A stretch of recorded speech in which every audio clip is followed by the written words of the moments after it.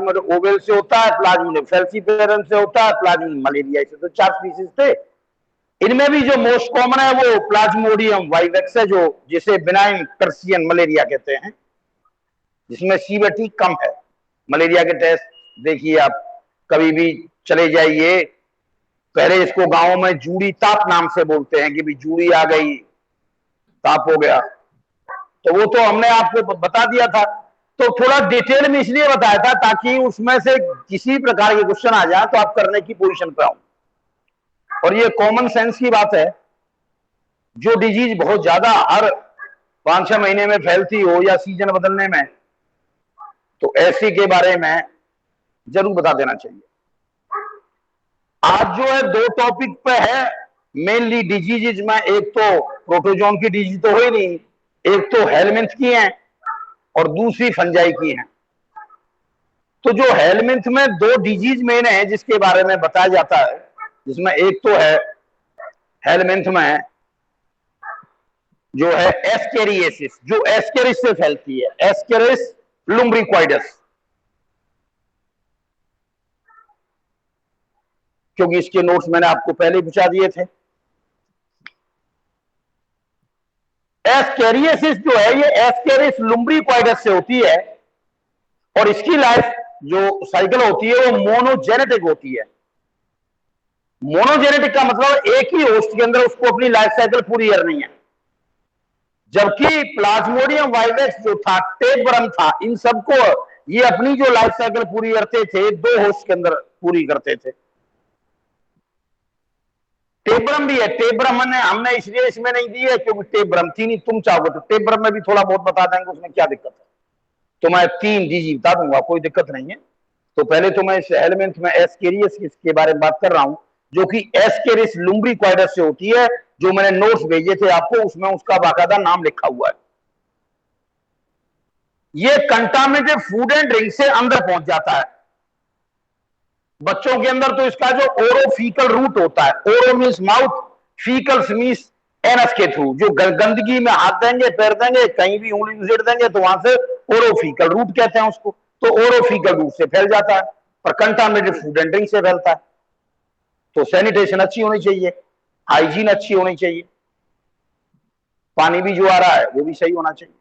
इसलिए तो हर 6 महीने के बाद में अलीगढ़ में तो रिकमेंड करता हूं कि आपको जो गोलियां होती हैं एंटी हेलमेंथिक जो है, चाहे आप कोई सा पानी पी हर 6 महीने में जाकर वो ले आओ।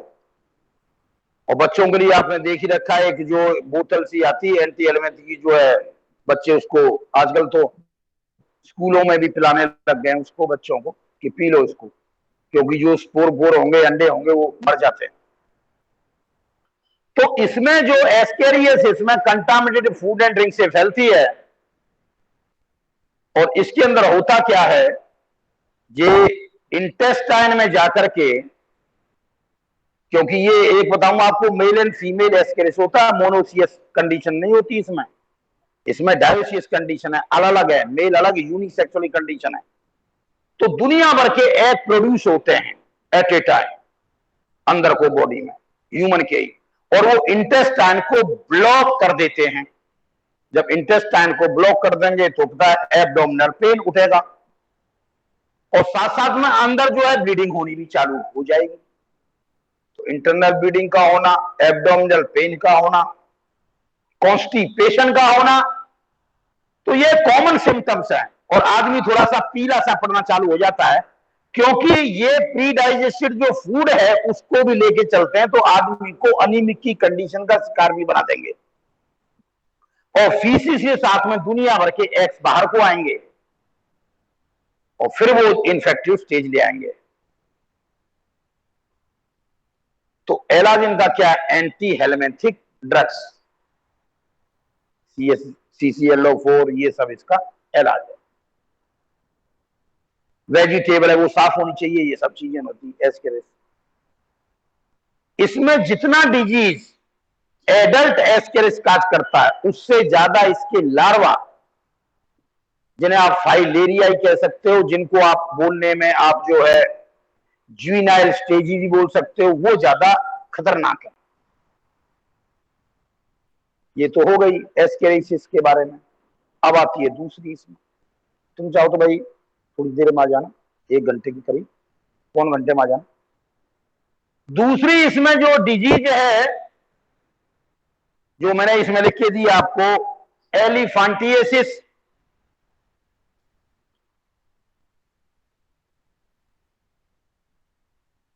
इसी का दूसरा नाम जो है एलिफेंटिएसिस का दूसरा नाम फाइलेरियासिस भी होता है। फाइलेरिया से आया है, फाइलेरिया से इसमें वाक़ा था filariasis.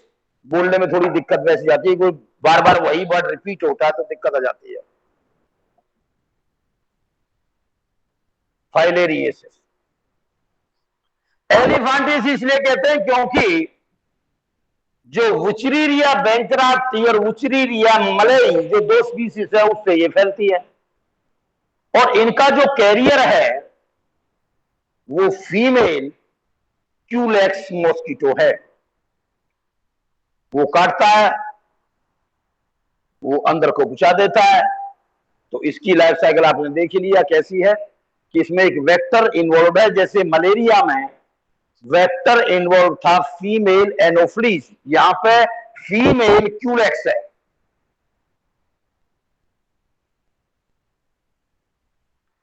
Female Culex mosquito involve है, जो वुचेरिया बैंक्रॉफ्टी को लेके जाएगा। ये जब बॉडी में इंट्रोड्यूस होगा तो ये मेजर जो डिजीज है इसके द्वारा इंट्रासेलुलरली है, सेल में भी चला जाएगा, डब्ल्यूबीसी पे भी है, पर जो लिम्फेटिक टिश्यू है उन पर सबसे ज्यादा असर है। लिम्फेटिक इंटरनल ऑर्गन्स पे क्रॉनिक इन्फ्लामेशन काज कर देगा। पैर जो है इतना सूज जाएगा जैसे हाथी का पांव। और मेल के अंदर तो क्या होता है, जो टेस्टिकल है उनका भी साइज बहुत ज्यादा बढ़ जाता है। एलिफेंट, इसलिए नाम पड़ गया एलिफेंटिएसिस। इसमें छोटे छोटे जो जंग वुचेरिया बैंक्रॉफ्टी के जो लार्वा टाइप होते हैं उन्हें फाइलेरिया कहते हैं। तो वो फाइलेरिया भी डैमेज करते हैं, इसलिए फाइलेरियासिस ये नाम दे दिए। ये होती है। आपने टेपवर्म का भी नाम सुना होगा, तीसरा जो इसमें नहीं दी हुई है, मैं थोड़ा सा बता देता हूं। टेपवर्म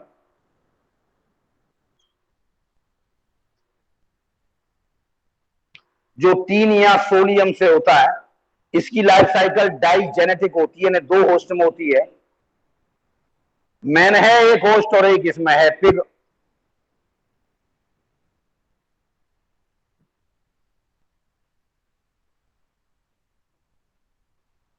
इसमें क्या होता है कि जो एग्स होते हैं कंटामिनेटेड, जो एंड है वो एग्स है, बाहर को एग छोड़ दिए जाते हैं। जब वो एग्स ह्यूमन की बॉडी में पहुंचते हैं तो वहां से एक हेक्साकैंथ एम्ब्रियो बाहर को निकलता है। और हेक्साकैंथ एम्ब्रियो के बाहर एक मेम्ब्रेन प्रेजेंट होती है, काफी टफ मेम्ब्रेन। उसके साथ में जोड़ करके उसे हम ऑनकोस्फीयर बोल देते हैं। वो इन्फेक्टिव स्टेज होती है उसके लिए, पिग के लिए। पिग में फिर ये अपना ब्लैडर वर्म और ये स्टेजेज होती हैं, और उनके ये जो स्मूथ मसल होती है उसमें जाके सेटल डाउन हो जाता है। कहने का मतलब ये है, टेपवर्म से टीनियसिस इन्फेक्टिव स्टेज 2 है, इसमें एक हेक्साकैंथ एम्ब्रियो होता है, ये याद कर लेना। एक दूसरा इसमें ये याद कर लेना कि जो है bladder worm. Bladder worm, bladder worm कोई जो है दूसरा नाम इसका सिस्टी सर्कस भी होता है। ब्लैडर वर्म या सिस्टी सर्कस। तो ह्यूमन में है ब्लैडर वर्म या सिस्टी सर्कस, और पिग में है हेक्साकैंथ एम्ब्रियो और ऑनकोस्फियर, ये मान लीजिए। तो ह्यूमन में जो इन्फेक्टिव स्टेज है वो ऑनकोस्फियर या हेक्साकैंथ है, ये मान लीजिए। हेक्साकैंथ एम्ब्रियो होता है जिसकी सराउंडिंग सिस्ट की मेम्ब्रेन होती है, उसको ऑनकोस्फियर कहते हैं। बात खत्म। वो इन्फेक्टिव स्टेज है मैन उसके जो है उसके लिए, पिग के लिए। और पिग में से निकल के ब्लैडर वर्म स्टेज आती है, वो ब्लैडर वर्म से निकल के जो है या सिस्टी सर्कस आता है, वो ह्यूमन के लिए इन्फेक्टिव स्टेज बन जाएगी। तो टेपवर्म में ये है, वो भी डाइजेनेटिक लाइफ साइकिल है। टीनियसिस कह देते हैं, टीनिया के नाम पर। 3 बता दी मैंने आपको जो है, इन सभी का इलाज एंटी हेलमेथिक ड्रग ही बोली जाती है। अगली है फंजाई की डिजीज। नेक्स्ट किसकी है? फंजाई की। तो जो फंजाई की डिजीज है,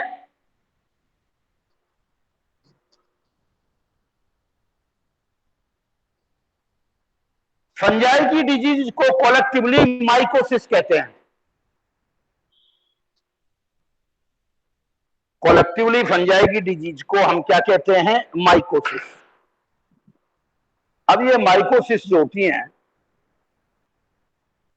3 प्रकार की हो सकती हैं। एक सुपरफिशियल माइकोसिस, सुपरफिशियल,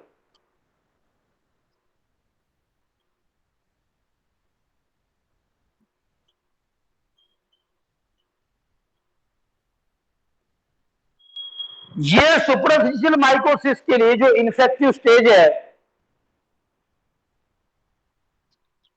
ये आपके इसमें मैंने वाकायदा दिया हुआ है, कैंडिडा एल्बिकेंस। कैंडिडा एल्बिकेंस, तो कैंडिडा एल्बिकेंस जो इन्फेक्टिव स्टेज है, कैंडिडा एल्बिकेंस, ये इन्फेक्ट कहां करेगी? एक तो माउथ की एपिथीलियम को, वो माउथ की एपिथीलियम भी पॉसिबल है और वो वजाइनल एपिथीलियम भी पॉसिबल है। इन दोनों जगह पे इफेक्ट करती है।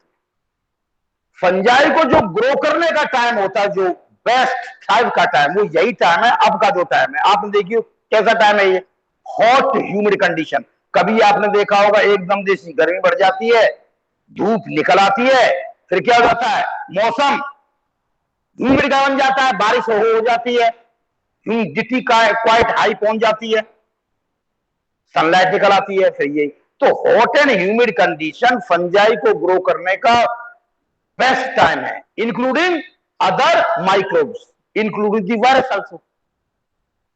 तो इस प्रकार का जो मौसम है हॉट एंड ह्यूमिड, आप देखो हाथ को जो खुजाते रहते हैं, ये देखिए बॉडी में स्क्रैचिंग हो जाती है, कोई पीछे पीठ को घिसता है, कोई ग्राउंड एरिया को बगल में, हाथ में, ये फंगल है डिजीज की पहचान। तो जो फंगल के जो स्पोर हैं जब वो ग्रो कर जाएंगे तो ये कंडीशन पैदा कर देंगे। तो जो माइकोसिस है उसमें एक है सुपरफिशियल माइकोसिस। सुपरफिशियल माइकोसिस का, क्योंकि मैंने आपको जो भेज रखा था नाम, इसलिए मैंने यहां पर कैंडिडा एल्बिकेंस लिखा इसलिए नहीं है क्योंकि उसमें लिखा हुआ है। दूसरी होती है डर्मेटोमाइकोसिस। दूसरी है डर्मेटोमाइकोसिस। अगर मैं सिंपल भाषा में कहूं तो डर्मेटोमाइकोसिस का मतलब जैसे छोटे छोटे धब्बे से बनना चालू होते हैं, पिस्ट्यूल स्किन पे, यहां पे स्किन पे, पूरी पे, और वही स्किन पे छोटे छोटे से धब्बे वो एनुलर टाइप बन जाएंगे, गोल से पूरे, और उससे जो जब वो पूरे फैल जाएंगे तो बना देंगे रिंग वर्म। आपने देखा होगा बाजार में दवाई मिलती है रिंग वर्म के नाम से। उंगलियों में कटाव सा पैदा हो जाता है, उंगलियों के बीच में जो है, पैरों की उंगलियों में गलाव सी टाइप, वो फंगल की होती है, गलाव टाइप जो हो जाता है अंदर को। ये डर्मेटोमाइकोसिस है। पिस्ट्यूल हैं, फैल जाएंगे पूरे में, इन्हीं को जो कॉमनली रिंग वर्म कहते हैं। इनके जो रिंग वर्म जो ये जो होती हैं, ये टीनिया ग्रुप होता है। कौन सा ग्रुप होता है? टीनियाज। और इस टीनिया जो ये ग्रुप है, इसमें जनरा होते हैं कई, और विशेष रूप से 3 जनरा प्रसिद्ध हैं टीनियाज ग्रुप में। एक तो है माइक्रोस्पोरम, एक है एपिडर्मोफाइटन, और एक है ट्राइकोफाइटन। ट्राइकोफाइटन, तो 3 जनरा है, एपिडर्मोफाइटन,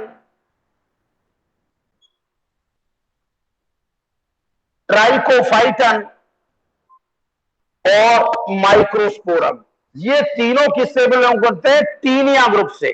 तो इनमें स्पीसीज बहुत होंगे, तो जनरा है। ये मेनली जिम्मेवार है रिंग वर्म डिजीज के लिए। जो टीनियाज पैर को इफेक्ट करे, वहां पर पैर पे रिंग वर्म टाइप के एक गोल सा पूरा एक चित कबरा सा चीज बना दें पैरों पे, उसको कहते हैं टीनियाज पेडिस, यानी foot, athlete foot, athlete foot. Pedis का मतलब होता है पैर। अच्छा, और अगर सिर में, जैसे किसी के सिर में देखो यहां बहुत बड़ा जो है एनुलर रिंग वर्म जैसी यहां बन जाती है, यहां पे फ्यास सी बहुत होने के बाद, फ्यास से अगली स्टेज वही है, यहां पूरे में जो है पूरी एक जो है, तो वो जो होती है उसको कहते हैं, उसका काजेटिव है टीनिया कैपिटिस। कैपिटिस का मतलब कैप, यानी कैप सिर पे ही पहनते हैं, इसे नाम पड़ गया। तो दो प्रकार की होगी टीनियाज की, एक पैर में काज करने वाली टीनियाज पेडिस, जिसे एथलीट फुट नाम से भी जानते हैं। मैंने आपको एक बार कहा भी था, एथलीट फुट किससे होती है? फंजाई से। और एक आता फुट एंड माउथ किससे होती है? वो वायरस से थी। और मेडकाउ किससे होती है ये भी बताया था, जो कि प्रियोम से होती है, कुछ चीजें थी। तो इसमें जो एथलीट फुट है वो टीनियाज पेडिस से है। पेडिस के मतलब पैर। जैसे बहुत से जब कभी, अरे पेडिक्योर जो होता है, जब ये बार्बरों में दुकान खोल रही है आजकल, जो उंगलियां को सही करने तो वो पेडिक्योर नाम से बोलते हैं। लेडीज जाती हैं पार्लर्स पे, वो पेडिक्योर, वो पेडिस से ही नाम आया, पेडिस, PEDIS, पेडिस। तो वहां से है ये हो गया। तो डर्मेटोमाइकोसिस हो गई। एक होती है अंदर सब कुटेनियस, सब तीसरे किस्म की सब कुटेनियस होती है।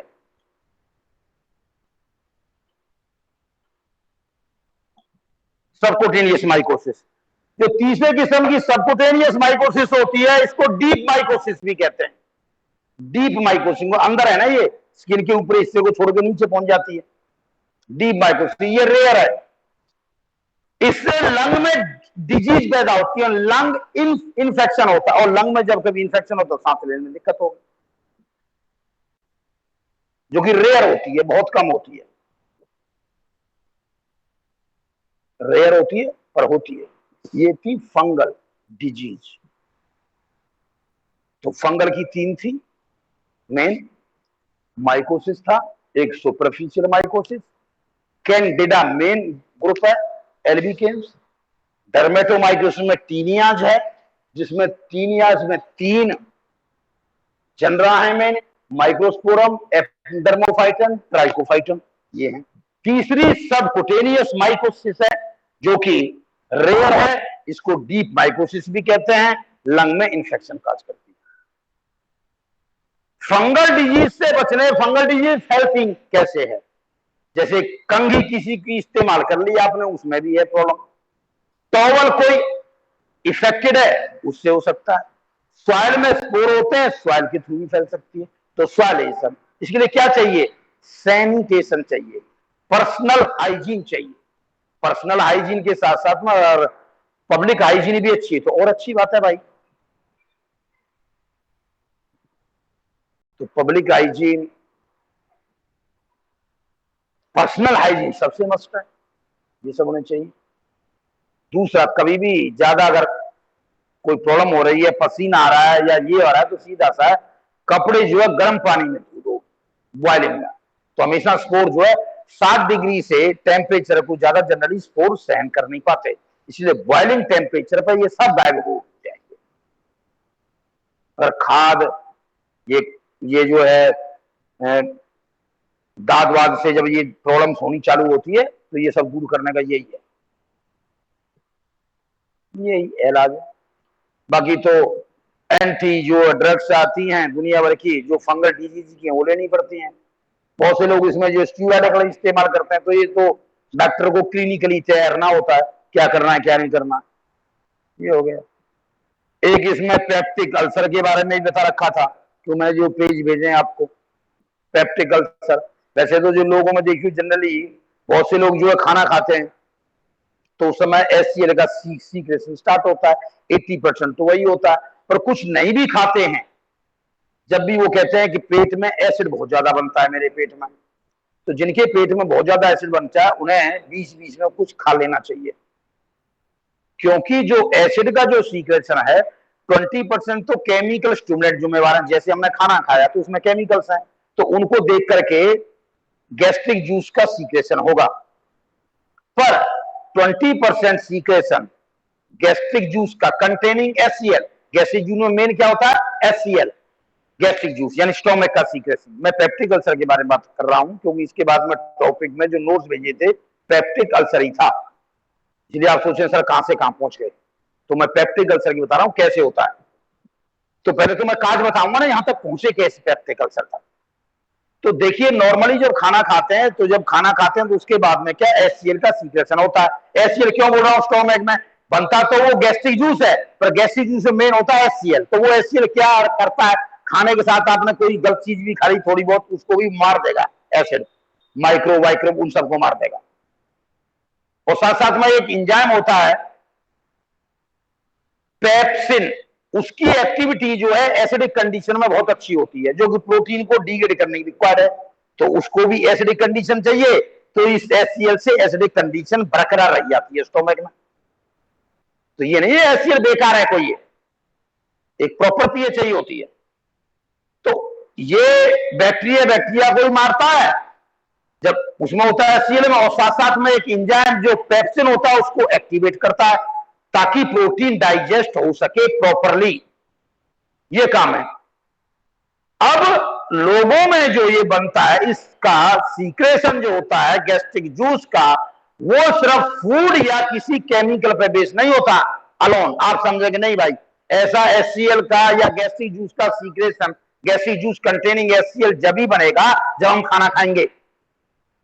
बिना खाना खाए भी 20% सीक्रेशन के लिए जिम्मेवार न्यूरल है, नर्व है।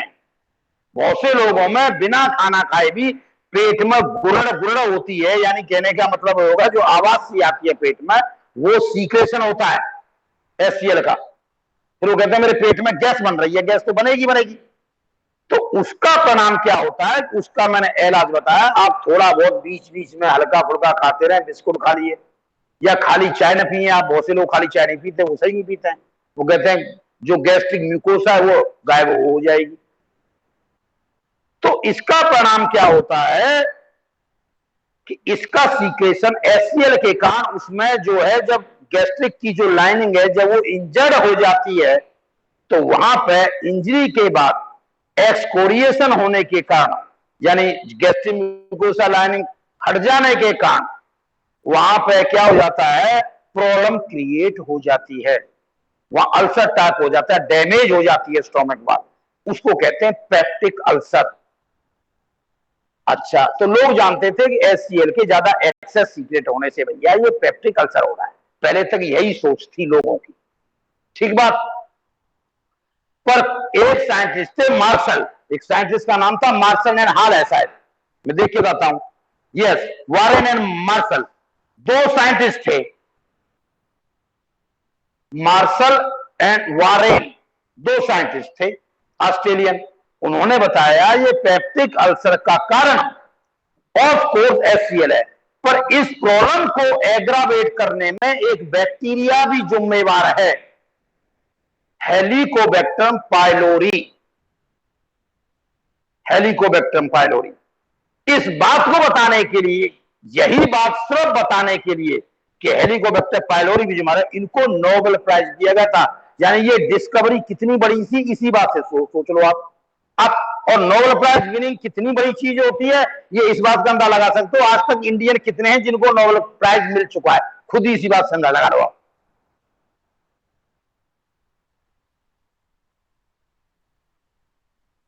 कितनी डिस्कवरी है जो नोबेल प्राइज विनर की है हमारे इंडिया। इंडियन डिसेंट के बहुत कम साइंटिस्ट है जिनको नोबेल प्राइज मिला है, गिनती के हाथों पर गिन लो, ठीक है। तो ये इतनी बड़ी डिस्कवरी थी, तो ये मैंने वाकायदा इसमें मेंशन थी ये पेप्टिक अल्सर नाम से, और ये एचसीएल का मैंने ये डायग्राम बना रखा था, ये स्टोमक का म्यूकस लाइनिंग ये दिखा रखी थी इंजर्ड के लिए, ये मैं बोल के गया हूं। 2005 में मेडिसिन का नोबेल प्राइज मिला था इनको। पूरा जो नोबेल प्राइज होता है उसे बोलते हैं फिजियोलॉजी एंड मेडिसिन, इसलिए लिखा है मैंने इसको, ये मैंने बता दिया आपको। अब मैं आपको थोड़ा बहुत इसके बारे में, एड्स के बारे में और बताऊंगा बेटा। आज एड्स के बारे में इसलिए बताऊंगा क्योंकि इसमें क्वेश्चन आ जाता है, तो थोड़ा सा मैं एड्स के बारे में बता देता हूं। वैसे भी सर ने आपसे एक बार जो है रिवर्स ट्रांसक्रिप्शन पर पूछा था, आजकल न्यूज में क्यों है, आपसे उन्होंने डिस्कशन भी कराया था आलोक सर ने, तो उसमें यही कहा था आरटीपीसीआर रही हो, इसलिए उसके कारण ये डिस्कशन में है, ये हॉट टॉपिक बना हुआ है। तो थोड़ा सा एड्स के बारे में बता देते हैं, क्यों एड्स का जो वायरस होता है ये रेट्रो वायरस होता है। मुश्किल से 10-15 मिनट बोलूंगा, ओके। जैसे मलेरिया पर बोलना जरूरी था, इस पर बोलना थोड़ा जरूरी है, क्योंकि आप जिस एस्पेक्ट को पढ़ते हो सकता है वो मेरे द्वारा ये थोड़ा सा टेक्निकली एस्पेक्ट होगा, आपके द्वारा जो है सामाजिक एस्पेक्ट होता है कि भाई कौन सा वल्नरेबल ग्रुप है, कौन फैलाते हैं, आपने देख लिया होगा कैसे फैलता है, ये क्या है, तो उसके बारे में थोड़ा सा बता देता हूं आपको। एड्स, ए का मतलब है एक्वायर्ड, आई से इम्यूनो, डी से डेफिशिएंसी, एस से सिंड्रोम। देखो भाई, डिजीज होती है किसी एक पार्टिकुलर की कमी से होने से, सिंड्रोम होता बहुत सारे डिजीज का कलेक्टिव होकर के बनना, उसमें एक दो नहीं होते सिंड्रोम, दुनिया भर के पॉसिबल है, so many are two there syndrome, यानी सिंड्रोम डिजीज से बड़ी चीज है, ये मान लीजिए आप। एक्वायर्ड, एक्वायर्ड का मतलब कोई चीज आपने अचीव करी अपने लाइफ टाइम में, एक्वायर्ड करी, आपने कोई चीज खरीदी, जैसे बाजार से कोई लेने जाते हो। इम्यूनो, यानी कोई चीज आपने अंदर ली, वो क्या ली, वो वायरस आया आपने बॉडी में लिया, कैसे लिया, इन्फेक्टेड उससे हो गया, या सेक्सुअल इंटरकोर्स से हो गया जो इन्फेक्टेड पर्सन था उससे, या प्लासेंटा के थ्रू ट्रांसमिट हो गया, या जो इन्फेक्टेड पर्सन की नीडल थी उससे हो गया, या ब्लड ट्रांसफ्यूजन है उससे होगा, तो ये सोर्स हो गए, उसके थ्रू वो एक्वायर्ड हुआ। जैसे एक्वायर्ड हुआ उसने बॉडी में जाकर के बॉडी के इम्यून सिस्टम को कमजोर कर दिया, इम्यून डेफिशिएंसी, उसके एक्वायर करने के साथ ही वायरस को इम्यून थी वो कमजोर हो गई, इम्यून में डेफिशिएंसी आ गई, और डेफिशिएंसी आते ही जो शरीर धर्मशाला गया, यानी कोई भी टॉक्सोप्लाज्मा, न्यूमोसिस्टिस कैरनी और दुनिया भर के इनवेडर बॉडी में घुस जाएंगे। ये बिल्कुल ऐसे जैसे बॉर्डर पे, बॉर्डर जैसे खुल गया है, खुल जाए और कोई भी आ जाओ, कोई भी चला जाओ, पूरा बॉर्डर हो जाओ, तो कोई भी तो उसमें घुस जाएंगे। तो उसके कारण क्या होगा, दुनिया भर के जो डिजीज का एजेंट घुस जाएंगे, जो नॉर्मल इम्यून सिस्टम जिनसे बचा देता था अब उसको भी नहीं बचा पाएगा। तो इस प्रकार जो दुनिया भर की डिजीज होंगी, हो सकता है कैंसर भी हो जाएगा, कई रेयर किस्म के कैंसर, उनमें किसी को अनीमिया भी हो जाए, किसी को खांसी हो जाए, किसी को निमोनिया हो जाएगा, कोई बिल्कुल मरगिल्ला टाइप हो जाएगा कि अब मरूं कि जब मरूं, अनीमिक का शिकार हो रहा है, दिखाई कम दे रहा है, ब्लरिंग हो रहा है, तो कोई एक चीज है यार, उसको सारी चीजों को जोड़ दिया, आपने बोल दिया सिंड्रोम, कॉमन भाषा में ये कहा जाता है, बहुत सिमरमा दिया। तो ये एक्वायर्ड इम्यूनोडेफिशिएंसी जो सिंड्रोम था, इसके बारे में पता कैसे चला या कैसे क्या हुआ, तो 1981 के अंदर लॉस एंजल्स के अंदर एक सीडीसी सेंटर है, सबसे बड़ा सेंटर यही है, सेंटर फॉर डिजीज कंट्रोल। ये centre for disease control CDC जो है लॉस एंजल्स, यही तो सेंटर है जो वर्ल्ड वाइड, आपको बता रहा था कोरोना के वर्ल्ड वाइड कितने हैं मरीज और कैसे क्या हैं, ये वही सेंटर है लॉस एंजल्स का।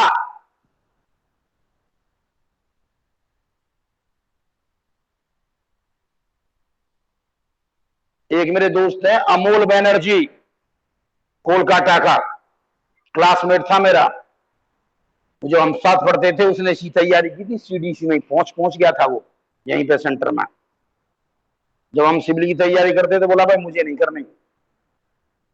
बार्क में गया पहले, बार्क से फिर यहां मेरे से कहता था दिनेश वहीं की करेंगे भैया तैयारी, मैंने कर ले। मैं उसे बंदोपाध्याय बनर्जी कहता था, फिर उसी ने मुझे बताया था बंदोपाध्याय और बनर्जी एक ही बात होती है, तो फिर उसको हम अमोल बनर्जी कहने लग गए, कभी बंदोपाध्याय कहने लग गए। वहां से मालूम पड़ती, क्लासमेट रहते हैं जब मालूम पड़ जाता है। तो ये जो सेंटर है 1981 से, हमें इस सेंटर के बारे में बहुत पहले मालूम पड़ गया था। तो 1981 में सीडीसी सेंटर ने सबसे पहले मरीज वहां हुआ दाखिल, वो था होमोसेक्सुअल था, और उसको एक रेयर निमोनिया की डिजीज थी जिसे न्यूमोसिस्टिस कैरिना कहते हैं।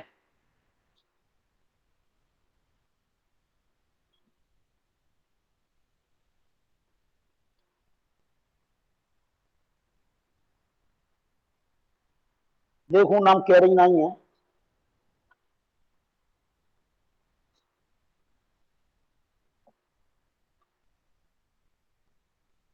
हाँ स्पेलिंग सही हो गया, न्यूमोसिस्टिस कैरिनी। ये एक निमोनिया की डिजीज है। उस पर्सन को, जो होमोसेक्सुअल मैन थे दो, उनको डिजीज हो रही थी न्यूमोसिस्टिस कैरिनी। जनरली क्या होता है बच्चों में आपको बताऊं, जो न्यूमोसिस्टिस कैरिनी, हम जैसे लोगों को जिनका इम्यून सिस्टम सही होता है उनको ये डिजीज नहीं होती है। क्यों नहीं होती है? क्योंकि इम्यून सिस्टम इस बैक्टीरिया को बॉडी में घुसने ही नहीं देता, या घुस जाए तो मार देता है।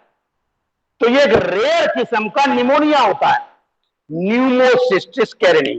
तो उसको जब उसकी जब ब्लड की जांच की तो ये बैक्टीरिया पाया गया न्यूमोसिस्टिस कैरिनी। साइंटिस्ट अचंभे में पड़ गए, भैया ये तो नॉर्मली इम्यून सिस्टम सही है उसको होता नहीं, इसको कैसे हो गया। उनकी जब पूरी हिस्ट्री जांची गई तो मालूम पड़ा वो होमोसेक्सुअल थे। अमेरिकन में तो आप जानते ही हो, इंडिया से एक स्टेप आगे रह जाते हैं। जब इंडिया में हार्ट डिजीज से मरते थे तो वहां कैंसर से मरते थे। इंडिया में ज्यादा लोग कैंसर से मरने लगे तो वहां एड्स से मरने लग गए। वो अहेड एक स्टेप तो रहते ही हमसे। ये अगर आपका कोई टीचर है जो साइंस का होगा तो इन चीजों को पहचानता है, जानता है। हम तो हमेशा पढ़ते थे यही कहते थे एक स्टेप अहेड है, इन चीजों में भी एक स्टेप अहेड है हमसे। तो वहां क्या होगा, न्यूमोसिस्टिस कैरिनी नहीं पा गया। वो कुछ सोचते कि एक डिजीज और उन्हें मिल गया। 1981 में एक पेशेंट आया जिसको रेयर कापोसी सार्कोमा था, कैंसर स्किन का, रेयर कैंसर जो ह्यूमन में नहीं होता है, कापोसी सार्कोमा। आओ तो बड़े परेशान कि 1981 में एक पेशेंट आया, उसके बाद दूसरा पेशेंट और आ गया, दो पेशेंट है कापोसी सार्कोमा। ये भी नहीं होता जिनको इम्यून सिस्टम बहुत कमजोर होता है, नॉर्मल में ये भी नहीं होता। जनरली जो स्किन का जो कैंसर होता है ह्यूमन में वो जीरो डर्मा पिगमेंटेशन होता है। नॉर्मली जो होता है वो होता है जीरो डर्मा स्किन का पिगमेंटेशन। पर ये ना होकर के कैंसर कौन सा था, कापोसी सार्कोमा, और एक कौन सा था, न्यूमोसिस्टिस कैरिनी का न्यूमोनिया था। तो इसकी जब खोज करते गए तो 1983 में मॉन्टेग्नियर साइंटिस्ट है, गालो एंड मॉन्टेग्नियर, जिसका नाम बहुत इसमें बहुत आया अभी इसमें, कि इसने बता दिया कि ये इसका आइडेंटिफाई करके कि ये अभी जो डिजीज फैल रही है बहुत ज्यादा पूरे वर्ल्ड वाइड कोरोना, तो इसके मामले में उसी ने तो मॉन्टेग्नियर नहीं तो स्टडी करके बहुत चीजें बताई हैं। तो इस मॉन्टेग्नियर ने और गालो ने 1983 में 2 साल बाद 1983 में बाकायदा रिपोर्ट कर दिया एड्स। उन्होंने बता दिया इन पर्सन को जो डिजीज थी उसको उन्होंने नाम बोल दिया एड्स, डिजीज का नाम एड्स, और उसका काजेटिव एजेंट बता दिया HIV वायरस। क्या बता दिया, काजेटिव एजेंट बता दिया HIV वायरस। यानी ऐसा virus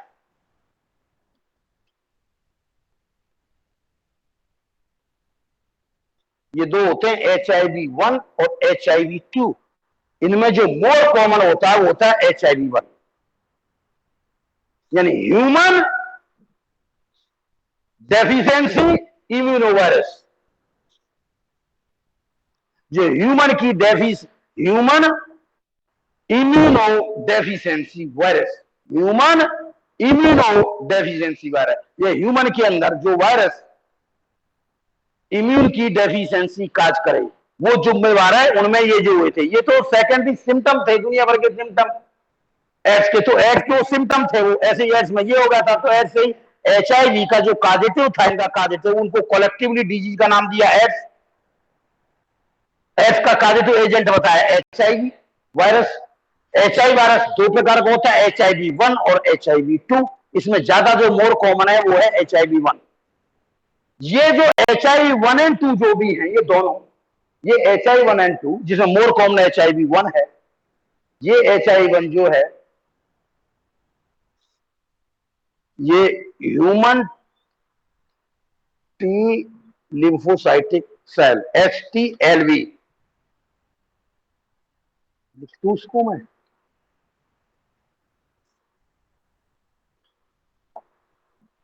human T cell lymphotrophic virus, यानी ये HIV वायरस जो 1 एंड 2 ये रिलेटेड है ह्यूमन के किससे, ह्यूमन टी सेल, यानी ह्यूमन के अंदर जो ब्लड में टी सेल होती है उनको इफेक्ट करने वाला human T cell lymphotrophic virus से रिलेटेड है, HTLV-1 से रिलेटेड है ये वायरस। आज माइक्रोबायोलॉजी मालूम पड़ा है HTLV थर्ड वायरस से भी रिलेटेड है, ये HTLV-3 से भी है, HTLV-3 से भी रिलेटेड है। कई बार पूछ लेते हैं कि जिस पर्सन को HIV वायरस हो रहा है तो उसको कौन सी डिजीज और होने के चांस होंगे, तो आप कहोगे उसको T cell leukemia disease possible है। ह्यूमन की कौन सा है, human T cell lymphotrophic virus, ये भी पॉसिबल है, तो उससे रिलेटेड होता है ये। अब क्वेश्चन होता है ये जो वायरस है HIV वायरस कौन सा वायरस है, HIV वायरस जो है ये इनवेलप्ड वायरस है, क्योंकि आपको मैंने पहले बताई थी कि जो प्लांट के वायरस होते हैं वो नेक्ड होते हैं और एनिमल के जनरली वायरस इनवेलप्ड होते हैं, तो यानी इसमें प्लाज्मा मेम्ब्रेन प्रेजेंट होती है, इनवेलप्ड वायरस है। दूसरा, इसका जो जेनेटिक मटेरियल है वो RNA है, और वो कैसा RNA है, सिंगल स्ट्रैंडेड RNA है, पर उसकी कॉपी कितनी है, 2 कॉपी। अब देखो नीट वगैरह में तो ये क्वेश्चन बहुत बार आता है कि जो RNA होता है वायरस उसकी कितनी कॉपी होती है, सिंगल या 2। एक विरियोन के अंदर एड्स के विरियोन के अंदर 2 RNA की कॉपी होती है। विरियोन का मतलब मैं आपको पहले बता चुका था, structurally complete mature and infectious virus is known as virion. तो जो इन्फेक्शियस स्ट्रक्चरली मैच्योर वायरस होता है पूरा, जो इन्फेक्शन के लिए तैयार है, उसे हम विरियोन कहते हैं। तो उस विरियोन में एक तो प्लाज्मा मेम्ब्रेन होगी बाहर को, फिर प्रोटीन का कैप्सिड कोट होगा अंदर को, उस कोट के अंदर 2 RNA की ये कॉपियां होंगी, 2 RNA, यानी RNA है, सिंगल स्ट्रैंड RNA है ऑफ कोर्स जेनेटिक मटेरियल, पर कितनी कॉपी है, 2 कॉपी, और उसके साथ जो RNA अपने साथ में रिवर्स ट्रांसक्रिप्टेज एंजाइम लेके चलेगा, जो मैंने आपको बहुत पहले बताया था। एंजाइम का नाम है रिवर्स ट्रांसक्रिप्टेज। वो कौन सा RNA लेके चलेगा, रिवर्स ट्रांसक्रिप्टेज, क्योंकि जो अब ये रिवर्स ट्रांसक्रिप्टेज लेके चलेगा। तो यानी अगर मैं आपको इसको वैसे डायग्रामेटिक रिप्रेजेंटेशन करूं तो ऐसे कर सकता हूं, आप ये मानिए प्लाज्मा मेम्ब्रेन ये हो गई, प्लाज्मा मेम्ब्रेन के अंदर जो है प्रोटीन की कोट वगैरह ये हो जाएगी अंदर को, ये कैप्सिड वगैरह, ये मैं पूरा नहीं बना रहा हूं क्योंकि तुम कहोगे नहीं तो टेक्निकली पूरा बना दिया। इसके अंदर क्या होगा, 2 कॉपी होंगी, 2 कॉपी होंगी RNA की, एक ये हो गई एक ये हो गई, और RNA कॉपी में होगा, तो ये तो बाहर की हो ही गई है प्लाज्मा मेम्ब्रेन, ठीक है, और ये प्रोटीन का कोट होगा, ये प्लाज्मा मेम्ब्रेन हो गई, यानी इनवेलप हो गया इसका, और ये RNA हो गया, 2 कॉपी हो गई जिसमें रिवर्स ट्रांसक्रिप्टेज है। रिवर्स ट्रांसक्रिप्टेज जो एंजाइम होता है ये 3 काम करता है, ये बताऊंगा आपको मैं। जब ह्यूमन का, इनका जो इन्फेक्टिव स्टेज है, जिस ह्यूमन की सेल पर ये इफेक्ट करता है वायरस, तो मैं बताऊं सिर्फ अंदर को जो बॉडी में जाएगा ह्यूमन में, ये सारा का सारा नहीं घुसता है वायरस में। अगर आप सोचें कि सर ये जो है वायरस में, आप ये बताइए जब कभी इन्फेक्शन होता है ह्यूमन बीइंग को, तो क्या पूरा वायरस घुसता है? नहीं। इसकी जो 2 सेल होती है मेन, ब्लड में है टी सेल, और वो भी टी सेल में कौन सी है? Helper T cell, helper T cell. और एक है मैक्रोफेजिस ब्लड में, मैक्रोफेजिस। मैक्रोफेजिस क्या होती है मैं आपको बताता हूं। डब्ल्यूबीसी 2 प्रकार की होती है, एक ग्रेनुलोसाइट, एक ग्रेनुलोसाइट। ग्रेनुलोसाइट 3 प्रकार की होती है, बेसोफिल, न्यूट्रोफिल और इओसिनोफिल। और जो ए ग्रेनुलोसाइट होती है डब्ल्यूबीसी में, ल्यूकोसाइट 2 प्रकार की होती हैं, एक लिम्फोसाइट और दूसरी होती है मोनोसाइट।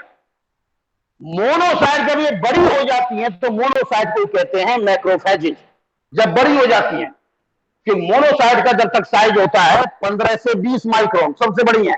और जैसे ये साइज 60 से 80 पहुंचे, क्योंकि मोनोसाइट तो इमेच्योर है, और जब ये मोनोसाइट क्या बन जाती है? मैक्रोफेजिस, तो मैच्योर हो जाती है, काम करने के लिए तैयार, फैगोसाइटोसिस एक्शन।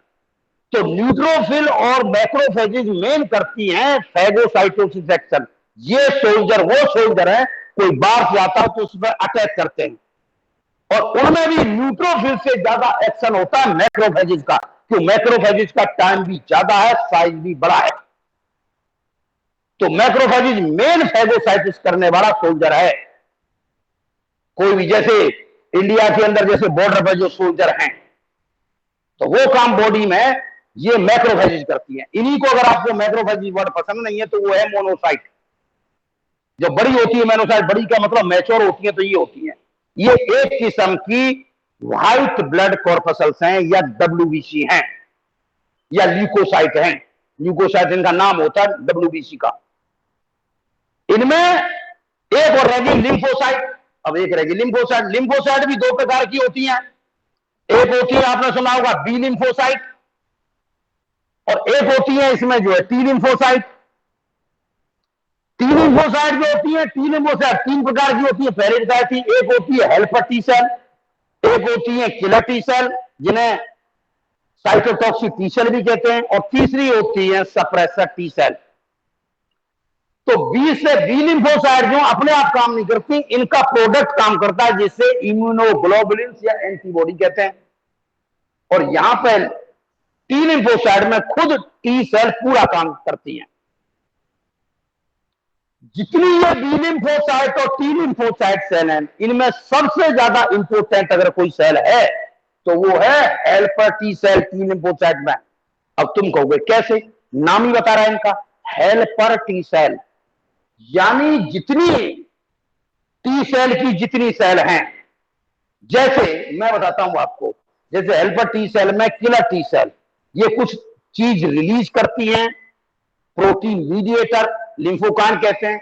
वो जाते हैं किलर टी सेल में, जाइए मार के आइए, वो जाके मारते हैं। सेपरेट टी सेल कहती है कि ज्यादा एक्सेस काम मत कीजिए। यहीं से T cell, helper T cell से निकलते हैं लिम्फोकाइंस, जिनको आप जो है इंटरल्यूकिन्स भी बोलते हैं बहुत सारे, वो जाते हैं बी सेल पे, और बी सेल से कहते हैं जल्दी जल्दी रिप्रोड्यूस कर, और क्या बना? एंटीबॉडी बना, ताकि एक्शन कर सके। इसलिए इनका नाम है helper T cell. Helper T cell का मतलब हो गया एक किस्म का इनका फीचर सेंट्रल है, वहां भी मदद, वहां भी मदद, वहां भी मदद। आपकी कोचिंग के हिसाब से मैं बात बताऊं तो यहां पर हेल्पर टी सेल, अगर हम जितने टीचर पढ़ा रहे हैं उनमें आलोक शर्मा जो है हेल्पर टी सेल माना हुआ। जैसे दूसरे टीचर पे भी इंफॉर्मेशन कर रहा है, स्टूडेंटों पे भी इंफॉर्मेशन कर रहा है, वहां उनका टाइम पीरियड भी कर रहा है, सबको कर रहा है। और कोई ये समझ लीजिए आलोक शर्मा को दाबले सबसे पहले, तो तुम्हारी कोचिंग क्या चल पाएगी? पहला क्वेश्चन, एक बार को तो गड़बड़ा जाएगी। क्यों? जो मेन था पर्सन, जो कंट्रोलिंग कर रहा था या दूसरों की मदद कर रहा था हर हिसाब से, जिसका जो सेंट्रल फिगर था उसी को दाब दाब लिया, तो वही नहीं होगा तो क्या होगा, बड़ी दिक्कतें होंगी। वो चीज है इसमें। तो ये हेल्पर टी सेल सबसे ज्यादा इंपॉर्टेंट होने के कारण प्रॉब्लम क्या हो गया, ये जो एड्स का वायरस आता सबसे पहले दाब लेता है हेल्पर टी सेल को और मैक्रोफेजेज को, क्योंकि मैक्रोफेजेज वो सोल्जर है जो आपने अभी देखा था न्यूट्रोफिल से भी ताकतवर है, जो फाइट करने के लिए एवरी टाइम तैयार है। वो कहते हैं आजा तू आजा पहले ला तेरे को देखें, बोले बाद में करेंगे कोई काम। तो ये वायरस क्या करता है, इसको हेल्पर टी सेल पे कर देता है। तो जो हेल्पर टी सेल की संख्या जो नॉर्मल ब्लड में 800 म्यूएल होती है,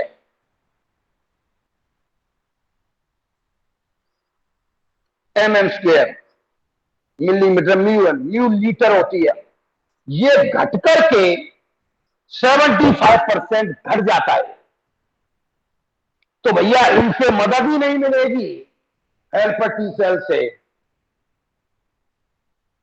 आपको एक बात बता, 71 का जब युद्ध हुआ था इंडिया का और पाकिस्तान का, तो पाकिस्तान की एक सबमरीन थी और इंडिया का विक्रांत था या विराट था शिप, अब तो मैं ध्यान नहीं हम पढ़ते थे। तो एक वो पूरे में ढूंढती फिर रही थी शिप को, और हमें अपना शिप बचाना भारी पड़ रहा था। वो गाजी जो सबमरीन थी वो खत्म की थी इंडिया ने जो है, तो विशाखापत्तनम के पास हुई थी, उसके नाम पे पिक्चर भी बनी हुई है। तो जो पानी में अंदर जो शिप होता है तुम जानते हो बहुत बड़ी होती है, तो शिप पर दुनिया भर के जहाज खड़े होते हैं कि भाई उसमें कहते थे ना जो रोनाल्ड रीगन अमेरिका का 7वां बेड़ा, अमेरिका का 3रा बेड़ा, ये जहाज आ गया। अब हम कहते हैं हमारे पास जो है शिप जो है 2 हैं, चाइना पर 3 हो गए या एक हम रिटायर कर दिया। तो जो नेवी के अंदर जो शिप की वैल्यू होती है वही बॉडी के इम्यून सिस्टम के लिए, दूसरी बात हम कहूं तो हेल्पर टी सेल की होती है। क्यों? वो सबको मदद कर रही है। वो किलर टी सेल इसी की भाई भतीजे उनको मदद कर रही है, बी सेल को मदद कर रही है, खुद भी काम कर रही है, और इवन की मैक्रोफेज और दूसरे न्यूट्रोफिल है उनसे भी करिए मल्टीप्लाई करो, चलो चलो सबको इकट्ठा कर रखा। और कोई उसी को दाब ले तो क्या होगा भाई, मदर से दाब लिया। तो ये वायरस की खास बात है, ये दाब लेता है इसी को, हेल्पर टी सेल को। और हेल्पर टी सेल के बाद में बचा कुछ कांड उसने क्या कर दिया, मैक्रोफेज को भी पकड़ लिया जो सोल्जर में सबसे आगे है। जैसे बॉडी का वायरस से बचाने के लिए प्रधानमंत्री था हेल्पर टी सेल, और ये था जनरल था आर्मी की मैक्रोफेज, इसको पकड़ लिया, लो कर लो अब क्या होगा। तो ना तो सोल्जर का जो मेन सोल्जर था बचाने वाला वो पकड़ा गया, उसको भी किल कर रही है, और यहाँ पे उसको भी कर रही है। अब ये इम्यून सिस्टम तय करेगा कि इस HIV वायरस से ये दोनों हेल्पर टी सेल और मैक्रोफेजेस कितने जल्दी अफेक्टेड होंगे। किसी में 6 महीने में उसके सिम्टम आने चालू हो जाएंगे, किसी में 6 महीने में होकर के 5 साल भी लग सकती हैं। तो इसलिए ये जो सिम्टम्स होते हैं ये वेरिएबल होते हैं। अब तुम कहोगे सर वो एड्स के क्या सिम्टम होंगे, भैया एड्स के सिम्टम क्या बताएं, कोई एक तो है डिजीज होती तो बता देते, ये तो सिंड्रोम है। किसी में जैसे तुमने देखा रेयर किस्म का निमोनिया होगा, किसी की खांसी बंद होने का नाम नहीं रहे, किसी में ब्लीडिंग बंद होने का नाम नहीं रह रहा है, किसी में जो इतना इंफेक्शन हो गया उसके बॉडी में जो है उसको निमोनिया होगा, रेयर किस्म का, डॉक्टर कह रहे हैं कंट्रोल ही नहीं कर सकते। किसी में अनीमिया का हो गया, इसलिए तो इसका नाम सिंड्रोम है, एक्वायर्ड इम्यूनोडेफिशिएंसी सिंड्रोम। तो सिम्टोमेटिक ड्रग है। तो जो भी ड्रग इस्तेमाल होती हैं इनमें, तुम जानते हो 1 दिसंबर को एड्स डे मनाते हैं पूरे world wide. 1 December is celebrated as a AIDS day. इसमें जो ये वायरस का जब बॉडी में घुस जाता है, वायरस में घुस जाता है ये RNA, पर इसको DNA को पकड़ना है, DNA काम को इन्फेक्ट करना है। तो ये 3 काम करता है। यही RNA का जो RNA के साथ में एंजाइम होता है रिवर्स ट्रांसक्रिप्टेज, वो 3 काम करता है। एक तो क्या करता है, RNA से, क्योंकि RNA था, DNA बनाता है, डबल स्ट्रैंडेड DNA। उस डबल स्ट्रैंडेड DNA को कहते हैं प्रोवायरस। क्या कहते हैं? Provirus, dsDNA। अगर आपसे कोई पूछे वायरस का जेनेटिक मटेरियल क्या है, तो आपका आंसर होगा सिंगल स्ट्रैंडेड आरएनए। और कोई पूछे कि जो बॉडी में इंटीग्रेट करता है, न्यूक्लियस के अंदर करता है, टी सेल के या मैक्रोफेज में, क्या वो आरएनए इंटीग्रेट करता है? आप कहेंगे नहीं, वो तो प्रोवायरस करता है। ऐसा तो कहोगे वो प्रोवायरस क्या होता है, तो आपका आंसर होगा डबल स्ट्रैंडेड डीएनए। तो उसने आरएनए से क्या बना दिया? Double stranded DNA. Reverse transcriptase enzyme है, उसको कहते हैं हम प्रोवायरस। तो प्रोवायरस उसमें जाकर के इंटीग्रेट हो जाएगा। अच्छा, एक तो काम होगा। अब जब डीएनए बन जाएगा, डबल स्ट्रैंड डीएनए, तो डीएनए से फिर डीएनए बनेगा, तो ये काम भी रिवर्स ट्रांसक्रिप्शन करता है, तो ये काम भी यही करता है। अब तुम कहोगे इसने एक तो आरएनए से डीएनए बना दिया, ये सिंगल स्ट्रैंडेड था, बना दिया डीएस डीएनए। अब डीएनए से डीएनए भी बना दिया, एक तो ये काम किया, आरएनए से डीएनए बना, डीएनए से डीएनए, सेकंड काम किया। थर्ड काम क्या?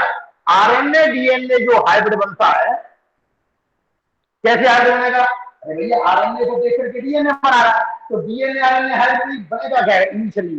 तो आरएनए को देख के डीएनए बन रहा है, तो आरएनए डीएनए हाइब्रिड बन रहा है। उसमें ये रिवर्स ट्रांसक्रिप्टेज आरएनए को क्लीव भी कर देगा। क्लीव का मतलब होता है एलिमिनेट कर देगा, RNA power.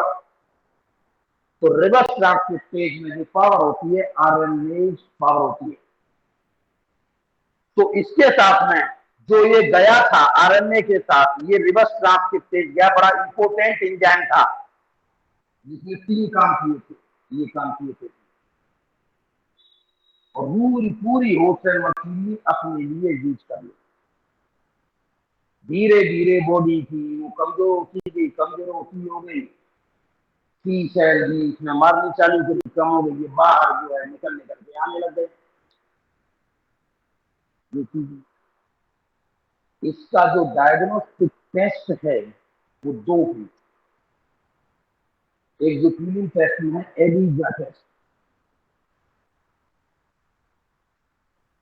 Elijah enzyme linked immunosorbent assay test का नाम, enzyme linked immunosorbent assay test. Confirm करने के लिए वास्तव में एस है, उसके लिए एक और है, western blotting. Western blotting, western blotting technique जो एस का वायरस होता है उसकी प्रोटीन के लिए होता है। ये प्रोटीन को डिटेक्ट करने के लिए टेस्ट होता है वेस्टर्न ब्लॉटिंग, ये कंफर्मेशन कर देता है। तो ये 2 टेस्ट, इलाज कोई नहीं है, नो परमानेंट क्योर, सिर्फ प्रिवेंशन है। हाँ, कुछ ड्रग्स हैं जिनका इस्तेमाल करते हैं, एक्टिविर, रेट्रोविर, क्रिक्सीवैन, 3 का कॉम्बिनेशन है, रेट्रोविर, एक्टिविर, क्रिक्सीवैन। और इतनी एक्शन जो थोड़ा स्लो कर देती है।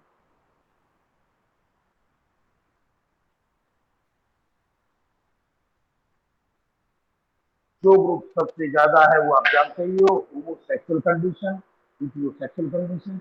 हाँ, कुछ बीमारी की बता दूं मैं, ये सेक्सुअली ट्रांसमिटेड डिजीज है, ये फ्लूइड के थ्रू फैलता है। फ्लूइड, फ्लूइड के में क्या होता है बताऊं, हैंड शेक से नहीं फैलेगा किसी को, ड्राई किसिंग से नहीं फैलेगा। ड्राई किसिंग का होता है जैसे किसी को जो माउथ जैसे अब एक किस करते हैं उसके साथ नहीं फैलेगा। अभी इससे नहीं फैलेगा, किसी को अब कर लेते जैसे कंधे पर कर देंगे, झपटी मारना नहीं कहते, उससे नहीं फैलेगा। फ्लूइड से मतलब यही सेक्सुअल इंटरकोर्स, वो sexual intercourse vaginal anal sexual intercourse कोई सा भी उसके थ्रू, या ब्लड के अंदर है तो ब्लड ट्रांसफ्यूजन से फैल जाएगा। अगर मां इंफेक्टेड है तो प्लासेंटा को ये क्रॉस कर जाता है वायरस, तो मां से बच्चे में फैल जाएगा। इंफेक्टेड मदर से बच्चे में फैल सकता है, फैल जाएगा, फैल सकता है, फैलता है। इनफैक्ट लीडर का इस्तेमाल जो भी जज इस्तेमाल करते उसके थ्रू कर सकता है, ये इसके फैली जिंदगी का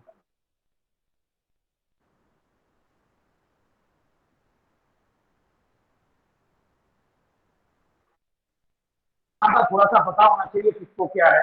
अब देखता हूँ कि क्या है। हाँ, एक बात रह गई थी वो बता दी, एड्स का जो वायरस होता है ना, ये कंट्रोल में क्यों नहीं आता?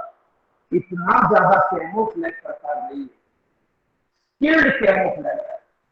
जो वायरस इन्फ्लुएंजा का वायरस होता है उसको स्किलफुल कैमोफ्लेजर मानते हैं, उससे 65 टाइम मोर कैमोफ्लेज कर सकता है, ये इम्यून सिस्टम के कंट्रोल में आने से बच जाता है। कहने का मतलब इसका जो म्यूटेशन रेट है वो बहुत हाई है, नई नई स्ट्रेन बन जाती है, कंट्रोल में नहीं आता। तुम में से कोई ये नहीं पूछ सकता सर जो कोरोना का वायरस है वो ज्यादा खतरनाक है, ये खतरनाक है क्यों भैया? इसको एड्स के वायरस को फैले हुए चाहिए फैले तो कितना चांस होगा? 1981 में सबसे पहले केस रिपोर्ट किया गया था, 1981 में। 1983 में इसका पूरा का पूरा मॉन्टेगिनियर गालों ने इसकी पूरी सीक्वेंस तक बता दी, उससे लेके अब तक तो कंफर्म हुआ नहीं है। कोरोना के केसेस तुम देख लो कितनी वैरायटी में कितना क्या रहा है वो।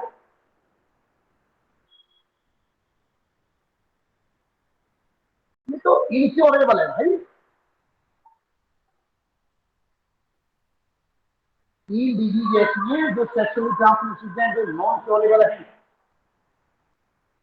एक एड्स, एक हर्पीस, और एक है हेपेटाइटिस ल्यूकीन। ये तीनों ही सेक्सुअली ट्रांसमिशन है।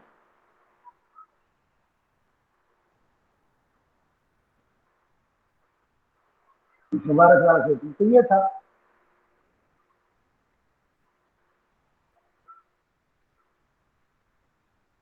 ठीक है, और तो कोई इसमें है नहीं, बाकी तो फिर बेकार की बात बन जाती है पैसे वाला।